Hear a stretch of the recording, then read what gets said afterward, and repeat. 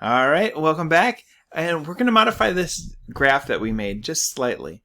If after x dot y, if I want to put in a dash dash, oops, there we go.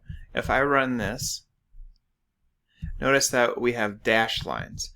And if I want a O and then a dash, that's a lowercase o, you can see that it makes dots and then it connects the lines. If I just do an O, it's just going to make dots. Now there's lots of different things. On Thonny there are many ways. I know on Trinket they don't have all of them, but there's just a bunch of different things that will make different markers. Like if I just do 1 point,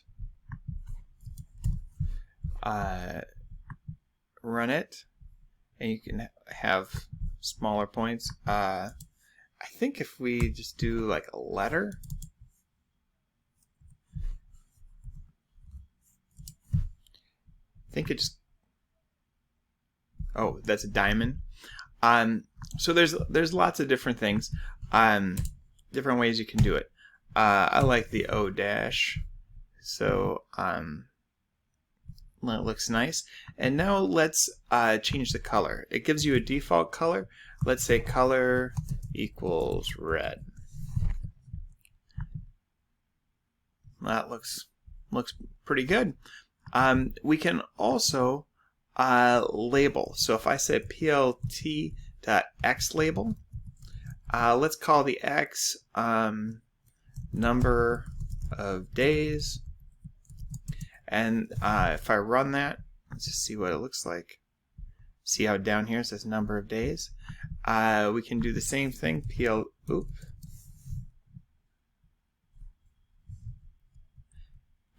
Alright, made a mistake there. PLT-Y label.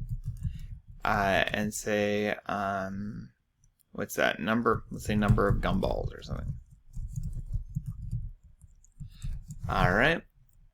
And so now you can have number of gumballs, number of days, and it looks nice. And then we can even have a title where it says gumballs per each day or something. It's a lot of gumballs, really. Getting up to 40 gumballs in 5 days. But so you can see the titles, and now we have a pretty nice looking graph.